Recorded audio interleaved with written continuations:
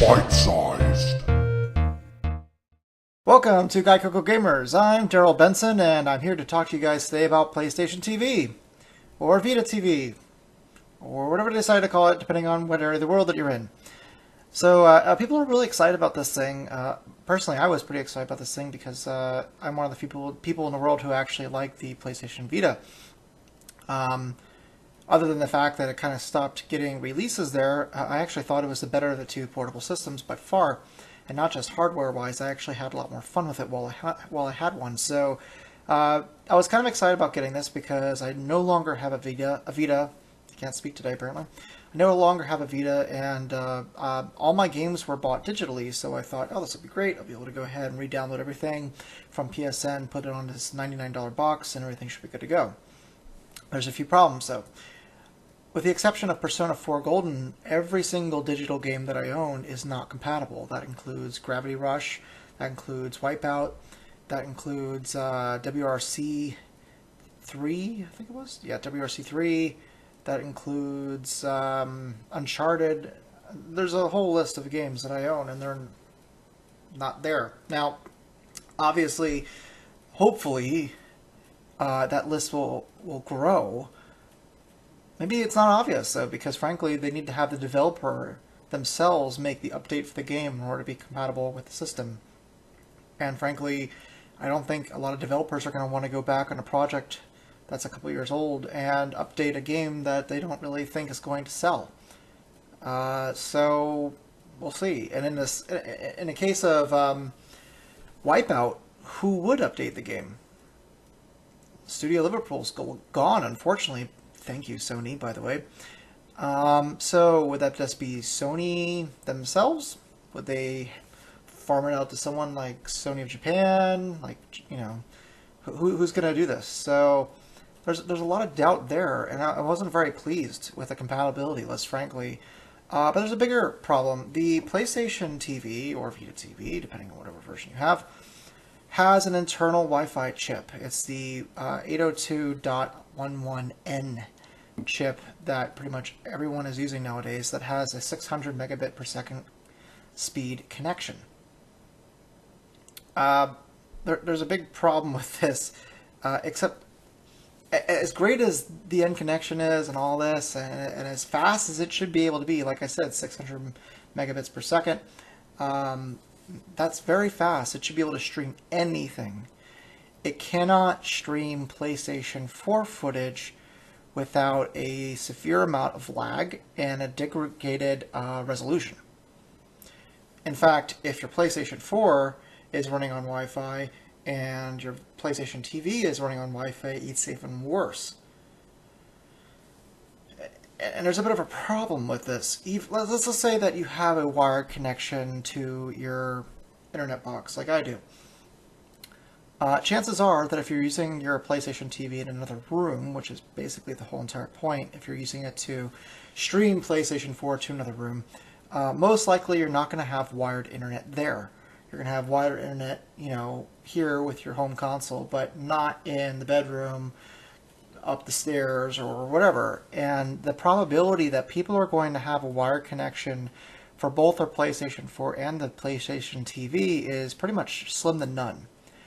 And unfortunately, if you're into fighting games, racing games, those type of games that require really quick inputs, first-person shooters like Destiny, it just doesn't work. It's too much lag. You will become frustrated within just a few seconds, and you will put it down. Not very good. I was not pleased with it at all. And frankly, I think the system needs a lot more time in the oven. I was really curious about this system when I started seeing the sales in Japan were horrible. The Vita, you have to remember, in Japan sells like gangbusters. In fact, it really gives the 3DS a run for its money over there. There's a lot of JRPGs and the like that they seem to like, a lot of dating simulators, that type of thing. And the system has really found a home there. Plus, the Japanese people in general tend to like portables more than consoles. And both of those portables tend to outsell all three major consoles every single month. Now, while the PlayStation TV, or Vita TV as it's known in Japan, is a console, it's basically wrapped in a ecosystem of the Vita Portable. So I kind of thought that maybe that would be more popular, and it hasn't been. That thing's lucky to sell maybe 1,200 units every single month, and when you compare it to, I don't know, 3DS sales, that's really paltry. That's like Xbox numbers. That's pretty bad. So that's not the only issue where the PlayStation TV seems to have a problem. In addition to the Wi-Fi issue, in addition to the game library kind of sucking not just for Vita games but also PlayStation Portable and PS1 games, there seems to be a major problem with the fact that it doesn't have any apps on there that you would assume would be on a set-top box like this. If this is meant to go ahead and replace your Roku player, it's, well, doing a pretty terrible job, frankly. There's no Hulu, there's no Amazon Prime, there's no Netflix. In fact, I think the only app that I saw on there that I really gave two shits about was Crunchyroll. And frankly, I stopped paying for that a long time ago once I found alternative legal websites that allowed me to go ahead and stream that stuff for free. So really, it doesn't matter which way you go at this. The system doesn't seem to make any sense for anyone. If you're looking for a Roku replacement, it's not going to replace your Roku, period. If you're looking for something that's going to go ahead and stream your PS4, it's not going to go ahead and do that well unless you have a wired connection throughout your whole house, which most people do not have. And again, doesn't make any sense because the wireless connection that's inside this system should be plenty fast enough in order to stream. And then the third thing is if you're trying to go ahead and, what I was trying to do, use it as a Vita and replace your, Vita and play video games at home, it doesn't do that well either. Please remember, it only has 1 gig of internal space. This is not enough to do jack shit with, and that means that you're going to go ahead and have to buy one of the overpriced proprietary Sony Vita memory cards, which, trust me, not looking forward to doing that again. Number 2, it doesn't come with a controller. Now, if you have a PlayStation 3, then you're fine. If you have a PlayStation 4, then you're fine. Those controllers work with it. But for instance, if you're buying this for Vita compatibility and you don't own a PS4 and you don't own a PS3, but you just have a set of Vita games, unfortunately, you're going to have to go out and buy a controller. It doesn't come with one, not for the $99. If you plunk down, was it $140 or $149.99, something like that, then it'll come with a controller and an 8 gig card. And let me just say this. I think at that point the 8 gig card is kind of like a throw-in because 8 gigs doesn't do jack diddly. If you've owned a Vita, you very well know that even if you have a 32 gig card, it doesn't take too long for that to be filled up, especially if you bought all of your stuff digitally like I did, because frankly, while I'm typically the type of person who collects game boxes, as you can see behind me with my GameCube, I'm not the type of person who generally likes to carry around a fistful of cartridges every single time I go out with my portable gaming system. I like to have them digital. And 32 gigs just isn't enough. If you even have 6-7 games, it'll be filled. So, can't say this is going to really take off too well. And it's a shame, because I was actually looking forward to this being the Vita brand's savior, per se. The first thing that really kind of clued me into this not being a success is when they decided to change the name. That was pretty much the beginning of the end for me.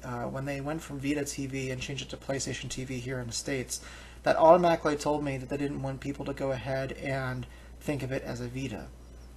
Now, some of you might say, well, it's just because of branding, because they don't want people to go ahead and associate with Vita, and therefore they don't want to bring down, the brand of the PlayStation TV. And while that makes sense, if one of its biggest things is to play Vita games, and it doesn't do it well, and it's not even called a Vita TV, it's not going to help the Vita. And being able to play video games, while nice, if most of your AAA games that are on the system are missing, and it's not helping your brand, the Vita, meaning less games are going to be made for the system more now than ever because the PlayStation TV isn't helping it like people thought it would. Being able to play Vita games doesn't seem like much of a positive anymore when old titles won't work and new titles aren't being made. So I can't really give my seal of approval to this. In fact, it's an abysmal failure in my eyes, and that's really sad to see. PlayStation seems to have this problem. They seem to either have lightning in a bottle or make the biggest of duds, and it's really depressing to see them not put in the right marketing and time and thought into this. I mean, they didn't even change the UI. You literally take the PlayStation 4 touchpad and you move around the screen with a cursor.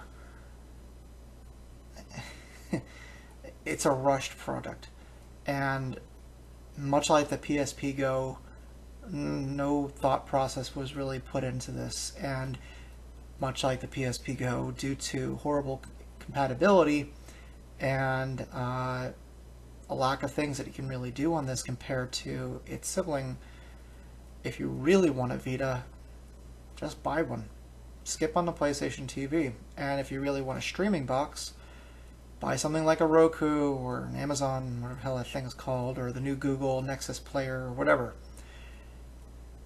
And if you really want to go ahead and stream your PlayStation 4, frankly, I just actually, at this point, would just say buy another PlayStation 4. And while that's a lot more expensive, the pain of having to go ahead and wire your whole house with wired Ethernet is just not really worth it. At least not for me. So that's it. Pretty disappointing, really. And I expect more from PlayStation, especially since the rest of Sony's offerings are, well, basically putting the company into bankruptcy. PlayStation is the brand right now that's making the money. Bravia is not making the money. Vio just went away. The film industry, they're trying to go ahead and pawn off to another company. If this is their bread and butter, if PlayStation is Sony's bread and butter brand, they need to learn to put a little bit more effort into it than they do everything else. And that's my review. We don't really give any type of percentage here at Gaikoku Gamers, so yes or no, it's a no. So maybe get this for the uber cheap, which God knows it probably shouldn't take long before this isn't a discount bin, if you really want to try it. Otherwise, find something else. Until then, I'm Darryl Benson. This has been Gaikoku Gamers Bite Size. We shall see you tomorrow.